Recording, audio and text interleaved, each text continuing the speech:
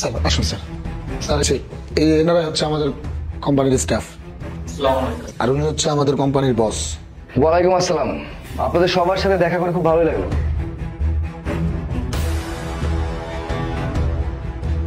আপনার নাম কি?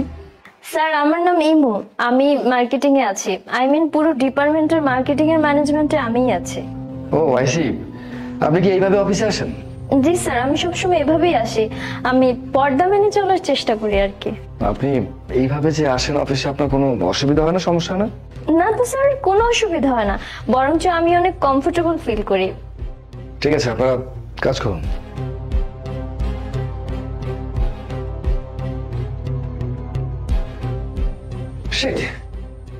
কি একটা অবস্থা, অফিসের কি একটা অবস্থা। সবার অফিসিয়াল ড্রেস কি, আর ওই মেয়ের কি হিজাব পরে আমাদের অফিস করছে, এসবের মানে কি? কিন্তু স্যার উনি গত 3 বছর যাবত আমাদের কোম্পানিতে কাজ করছেন, অনেক নিষ্ঠা এবং ভালোভাবে কাজ করতেছেন। এই জন্য 2বার প্রমোশনও পেয়েছেন স্যার। ওনার কাজ নিয়ে কোনো কমপ্লেন নেই স্যার। সো হোয়াট, তার ভালো কাজ করেনি তো আমার কোনো মাথা ব্যথা নেই। অফিসের একটা রুলস অফ রেগুলেশন আছে, সবাই যেভাবে অফিসিয়াল ড্রেস পরেছে তাকেও পড়তে হবে। তা না করে সে অফিসের মধ্যে হিজাব পরে বসে থাকবে, তাই বলে আমি তাকে ছেড়ে দেবো তা না। আর আপনি, আপনার চোখে কি কখনো এসব পড়েনি? আপনি জানেন না কোম্পানির রুলস? স্যার উনি কাজে খুব সিরিয়াস থাকেন, আর ওনার কাজ দেখে আমরা কখনো তার কস্টিউম নিয়ে কিছু বলার প্রয়োজন মনে করিনি স্যার। দেখুন, আপনার কি প্রয়োজন মনে করবেন আর কি প্রয়োজন মনে করবেন না সেটা দেখার বিষয় আমার না। এই কোম্পানি আমার, এই কোম্পানির বস আমি। তো এই কোম্পানির রেপুটেশন কিভাবে রক্ষা করতে হয় তা আমি খুব ভালো মতো জানি। আপনি যান, গিয়ে ওনাকে পাঠিয়ে দিন, ওনার সাথে আমার কথা আছে। জি স্যার।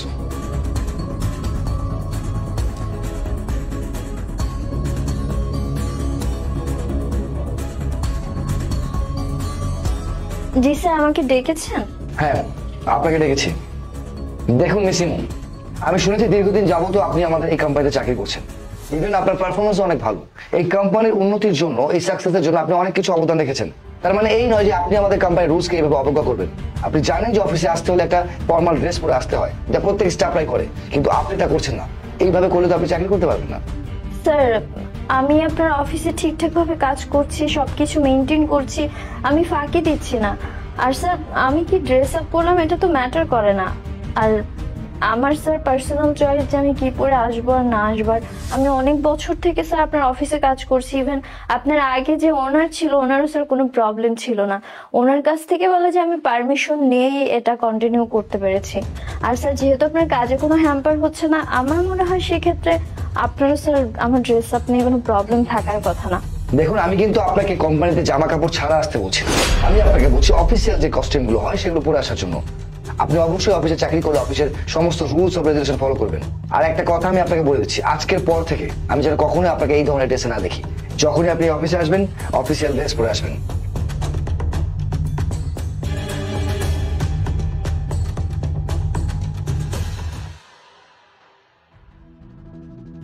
মিস ইমু, এই ফাইলগুলো আপনাকে দিলাম। এই ফাইলগুলো আগামীকালকের মধ্যেই আমাকে সবকিছু ঠিকঠাক করে দেবেন। স্যার আমি চেষ্টা করব, কিন্তু সময় তো হাতে অনেক কম। চেষ্টা করবেন মানে কি? চেষ্টা করবেন মানে কি? যখনই আপনাকে একটা কাজ দেওয়া হয় তখনই আপনার একটা না একটা এক্সকিউজ থাকে। আপনার সমস্যা কি? এই কোম্পানিতে চাকরি করতে হলে আমি যেভাবে বলবো, যেভাবে দরকার আমার সেইভাবে আমার চাওয়াগুলো আপনার পূরণ করতে হবে। আর যদি আপনার কাছে মনে হয় যে আপনি চাকরি করবেন, ওকে ফাইন, আপনি আমাদের কোম্পানি চাকরি ছেড়ে দিন।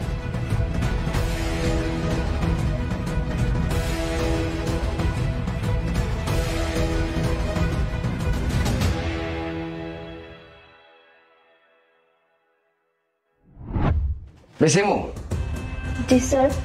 এখন থেকে আপনার যত দায়িত্ব যা কিছু আছে সবকিছু আপনি বুঝিয়ে দিবেন মিস নদীর হাতে।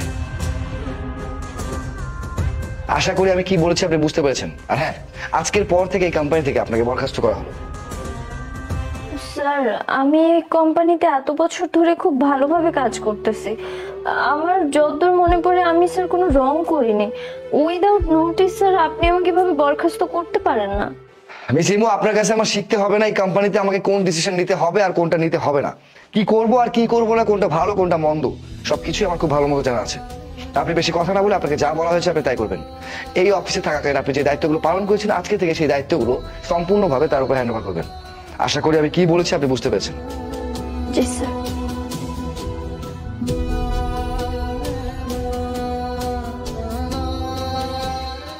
হাই, রবিউল ইসলাম।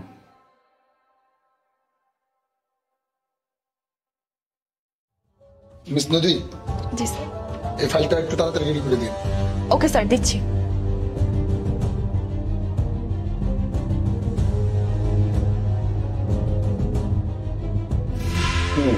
কাজ ধরবেন না এখন? আরে ধরবো না পরে।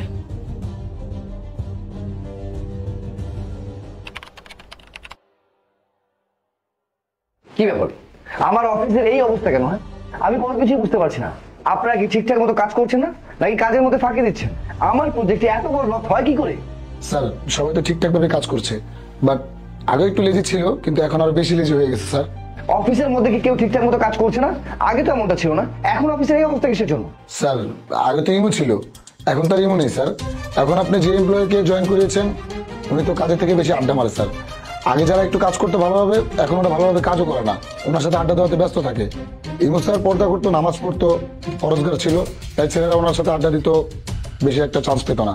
এখন তো ওনার সাথে পুরো হাসাহাসি করে আড্ডা দেয়, কাজ কাম ফেলে একদম আমি মাঝে মধ্যে আমার চোখে পড়ে স্যার। ওনার জন্য এই প্রজেক্টে লস হয়েছে স্যার।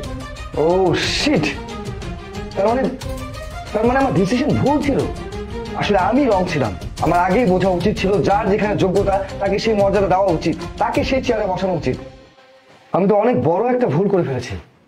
আসলে এই পোশাক দেখে মানুষকে জাজ করে ফেলেছি। এখন এখন তাহলে কি করা যায় বলুন তো? স্যার আমার মনে হয় ইমোকে আবার কোম্পানিতে ফিরিয়ে আনা উচিত স্যার। আপনি একদম ঠিক কথা বলছেন। আমারও মনে হয় সেটাই করা উচিত। আমার ভুলটাকে শোধরানো উচিত। এতদিন ধরে আমি একটা ভুল ধারণার মধ্যে ছিলাম। আমি যার যোগ্যতা যেখানে না আমি তাকে সেখানে বসিয়েছিলাম, আর যার যোগ্যতা ছিল অনেক উপরে আমি তাকে সরিয়ে দিয়েছিলাম। এটা আমার অনেক বড় একটা ভুল ছিল। এই ভুলটা আমাকে শোধরাতে হবে। যেভাবে হোক এই মুখে এই অফিসে ফেরাতে হবে। আমি তার একটা ব্যবস্থা করছি।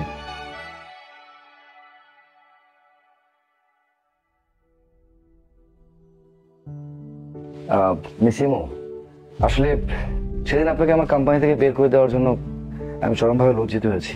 আর এখন আমি হারে ভারে টের পাচ্ছি যে আপনার কদর আমার কোম্পানিতে কতটুকু ছিল। দেখুন, যা হওয়ার তা তো হয়ে গেছে। আমি এটার জন্য সত্যি অনেক দুঃখিত। আপনি দয়া করে আমাদের অফিসে ফিরে চলুন। Sir I am so sorry, এখন আর আমার পক্ষে সম্ভব না আপনাদের অফিসে ব্যাক করার। কারণ আমি এখন এমন একটা জায়গায় কাজ করি যেখানে আমার কাজকে সম্মান করা হয়। আমার পোশাককে কেউ আঙুল তুলে অসম্মান করে না, সবাই আমাকে অনেক সম্মান করে। আলহামদুলিল্লাহ, আমি অনেক সম্মানের সহিত ওখানে কাজ করতে পারছি। আর স্যার আপনার অফিসে আমি এত বছর কাজ করেছি, এত শ্রম দিয়েছি, এত মেধা খাটিয়েছি, কিন্তু স্যার দেখেন আলটিমেটলি আমি কিন্তু কিছুই পেলাম না অপমান ছাড়া। আপনি উইদাউট নোটিস আমাকে জব থেকে বের করে দিয়েছেন। স্যার আপনাদের কাছে হয়তো আমার ড্রেস আপ ভালো লাগেনি, কিন্তু একজন মুসলিম নারী হয়ে পর্দা করাটা সবারই দরকার, যদিও এটা যার যার পার্সোনাল চয়েস। আর আমি আমার দিক থেকে চেষ্টা করেছি, আমার যেটা ভালো লেগেছে আমি ওটাই পরেছি। কিন্তু স্যার আপনারা আমার সাথে যেভাবে ব্যবহার করেছেন, এই ব্যবহারটা স্যার আসলেই আমি ডিজার্ভ করি না। যাই হোক স্যার, আপনাকে যদি আমি হার্ট করে থাকি তার জন্য আমি দুঃখিত। আপনি স্যার তাহলে আজকে আসতে পারেন।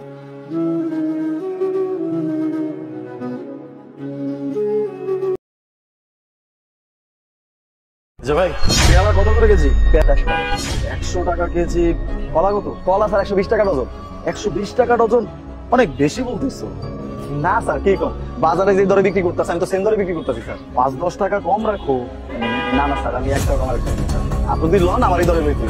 আচ্ছা ঠিক আছে, 1 কেজি পেয়ারা দাও আর ঠিকভাবে দাম ধরো। ঠিক আছে স্যার, দিতেছি। ভাইজান, পেয়ারার কেজি কত? আপা 50 টাকা।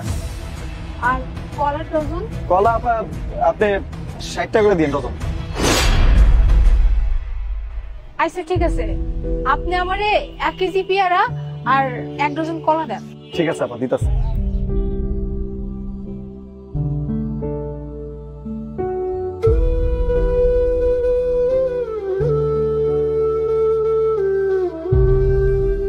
আপা লও। এই যে ঠিক আছে। এই পেয়ারা আমার বেলা 100 টাকা কেজি, আর কলার ডজন 120 টাকা। আর ওই মেয়ে যখন আসলো তখন তার কাছে 50 টাকা কেজি, 60 টাকা ডজন। কি পাইছো? না স্যার, আপনি যেরকম ভাবতেছেন এরকম কিছুই না। এই সত্যি করে রাখো, আমি যখন তোরে কইলাম 5-10 টাকা একটু কমাইতে পারবি কিনা, তুই কি বললি? না 5-10 টাকা কমানো যাবে না। কি পাইছোস? কে লাগে তোর? বউ লাগে? মাইয়া মানুষ দেখে চক্কর চালাইতেছোস? না না স্যার, বিশ্বাস করেন, উনি আমার বোনও লাগে না, বউ লাগে না, কিছু লাগে না। তাহলে কাম করতেছিস দেখ, ভালোই কইতাছি, সত্যি কথা আমারে কর, নয়তো এখন পুলিশ কল করে এই যে স্ক্যাম করতেছিস না, এটার জন্য কিন্তু তোরে থানায় বল। না না স্যার, পুলিশটা ফোন দিন স্যার, আমি কইতাছি, আপনি হাতটা সরান। স্যার এই যে মায়ের আমার দোকানে ছিল, মায়ের 3টা বাচ্চা আছে। কিছুদিন আগে মায়ের স্বামী মারা যায়। এই আমগো মহল্লা ফ্যাক্টরিতে কাম করতো। আমগো বস্তিতেই থাকে স্যার। পরে সবাই মিলে চিন্তা করলাম অসহায় 3টা বাচ্চা লয়ে কই যাইব। আমাগো এলাকার যারা দোকান সমিতির মালিক আছে সবাই মিলে চিন্তা করলাম যে কিছু একটা ব্যবস্থা করে দিই। সবাই সম্মত দিল যে কিছু টাকা করে জমাইয়া প্রত্যেক বছর তারা দিন। কিন্তু বিশ্বাস করে স্যার, যখন আমরা যে তারে কইলাম যে আমরা নির্দিষ্ট পরিমাণে টাকা তোমরা দিতে চাই সাহায্য করার লাগে, সে কইলো না না, আমার দামের আল্লাহ হয়ে গেছে, কি হয়েছে আমি তো পাইতাম, আমি পরিশ্রম করে আমার 3টা বাচ্চা দিয়ে খাওয়াম, আমি পরামর্শ করাম, আপনার কারো সাহায্য করা লাগবে না স্যার। এবার এতটাই আত্মসম্মান বোধ বেশি স্যার, তুমি টাকা পয়সা সাহায্য নেয় না, এই জন্য পরে আর কি করা, সবাই মিলে একটা বুদ্ধি করলাম, ঠিক আছে বাজার সত্যি জায়গা থেকে করে আমগো দোকান না হয় পাশের দোকানে হয়, তার পাশের দোকানে যায়, তাই চিন্তা করলাম দোকানে আসে আবার ওই দামটা কমাই কই, তারও সুবিধা হইলো, আমরাও সাহায্য করতে পারলাম, তার সম্মানটা হইলো, এই জন্য আর কি স্যার। উনি যখন দোকানে আসে স্যার প্রত্যেকটা ফল সবজি যাই আছে এগুলোর দাম স্যার অর্ধেক করে কই, যাতে মায়ের রাস্তা চলতে পারে। 3টা সন্তান লইয়া স্যার এই যুগে বাজার সদাই করে চলা অনেক কঠিন, বাজারে যে কি দরদাম এটা তো ভালো পেয়ে যান।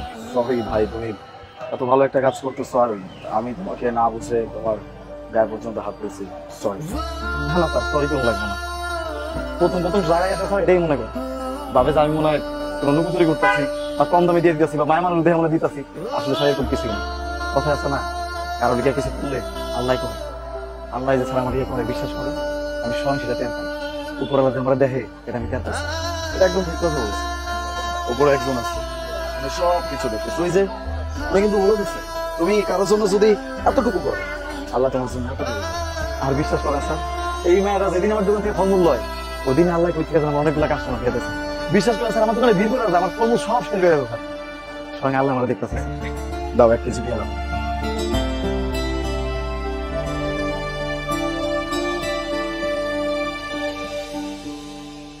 স্যার।